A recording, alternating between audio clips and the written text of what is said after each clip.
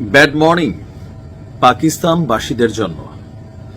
গত 3 দিন যাবৎ যে উত্তেজনা বিরাজমান ছিল, ভারতকে পাকিস্তান যে রক্তচক্ষু দেখিয়েছে, অনেক কিছু আমরা দেখলাম, কিন্তু দিন শেষে ভারতের এই অভিযান বা আক্রমণ কিন্তু ঠেকানো গেল না।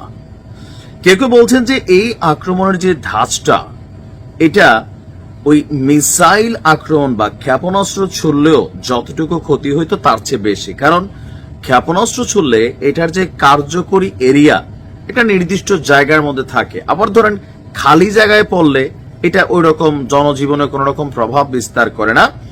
আর পাকিস্তানও তাদের সামরিক ঘাঁটিগুলোকে আকাশ প্রতিরক্ষা সিস্টেম দিয়া সিকিউর করছে। কিন্তু ভারত ক্ষেপণাস্ত্রের কথা বলে এটা যেটা করছে, এটা ভারতের একটা পুরান খেলা, যেটা বাংলাদেশ এটা শিকার হয়েছিল 5ই আগস্টের পর। খেয়াল আছে তো? হঠাৎ করে আমাদের ত্রিপুরা নদী থেকে গণহারে পানি ঢুকলো বাংলাদেশে। ইতিহাসের সর্বশ্রেষ্ঠ বন্যা আমরা দেখলাম। আর ভারত পাকিস্তান উত্তেজনার মধ্যে হঠাৎ করেই পাকিস্তান অধ্যুষিত যে আজাদ কাশ্মীর আছে, সেখানে গতকালকে রাত্রে থেকে প্রধান নদীতে হঠাৎ করেই পানি বেড়ে গেল। মুহূর্তের মধ্যেই সেখানে বন্যা দেখা দিয়েছে। এর কারণ হিসেবে আপনার বলা হচ্ছে যে ভারত তাদের যে ঝিলাম নদী আছে, সেই ঝিলাম নদীর পানিটা স্বাভাবিকের চেয়ে কয়েক গুণ বেশি ছেড়ে দিয়েছে পাকিস্তানে। পাকিস্তানের কাশ্মীরের রাজধানী মুজাফফরবাদের বিভাগীয় প্রশাসন বলছে যে ভারত তাদের ঝিলাম নদীর পানি যে বাঁধ আছে, পানি যে বাঁধ দেয়, সেই সিস্টেম থেকে অতিরিক্ত পানি আপনার ছেড়েছে এবং কি এখনো ছাড় অবস্থায় আছে। এতে করে হঠাৎ করেই শুকনা মৌসুমে এই মুহূর্তে সেখানে বন্যা দেখা দিয়েছে।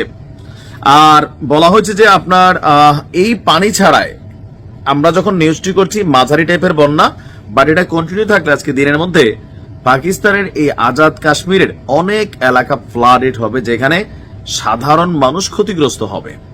আচমকা এই সিদ্ধান্তের কারণে যেমন ধরেন বৃষ্টি হইতেছে, পানি বাড়তেছে, মানুষ একটু সুযোগ সুবিধা পায় তার মালামাল জিনিসপত্রগুলো গোছানোর। কিন্তু এই যে হুট করে আপনি ছেড়ে দিলেন আর হুট করে একটা এলাকা ভাসায় দিলেন, এটা ভারতের পুরোনো কৌশল আমার মনে হচ্ছে। পাকিস্তানের গণমাধ্যম বলছে পাকিস্তানকে অবহিত না করেই নদীর পানি ছেড়ে দেওয়ায় হু হু করে ঝিলাম নদীর পানি বেড়ে যায়। বন্যার বিষয়ে সতর্ক করতে ইতিমধ্যে মসজিদ থেকে স্থানীয়দের মাইকিং করতে শোনা গেছে। এতে নদী পাড়ের মানুষদের মধ্যে ব্যাপক আতঙ্ক দেখা দিয়েছে। এই পানি ভারত নিয়ন্ত্রিত জম্মু কাশ্মীরের অনন্তনাগ থেকে পাকিস্তানের চাকুটি দিয়ে প্রবেশ করছে। ভারত ও পাকিস্তানের মধ্যে থাকা সিন্ধু নদের একটি উপনদী হল ঝিলাম। পাকিস্তানের সঙ্গে থাকা সিন্ধু নদের পানি চুক্তি স্থগিত করেছে নয়াদিল্লি। আর ভারতের বক্তব্য, পাকিস্তানকে সিন্ধু নদের এক ফোঁটা পানিও দেবে না। অপরদিকে পাকিস্তান বলছে পানি না দিলে তোমাদের রক্তে ভাসায় দেব আমরা সিন্ধু নদী।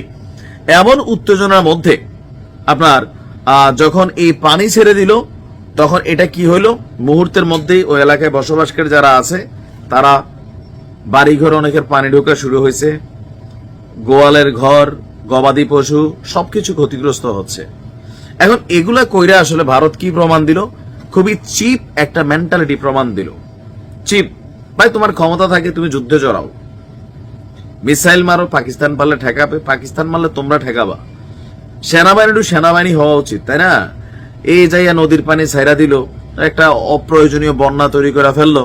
যে বললাম না যে মিসাইলের চেয়ে এটা ভয়ঙ্কর হয়েছে।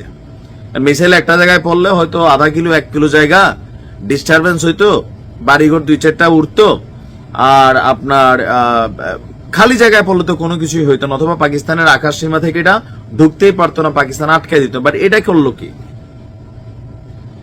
এদের আসলে কোনো হিসাব নিকাশ নাই। দেখা যাক পাকিস্তান এটার রিয়াকশনটা কিভাবে দেয়।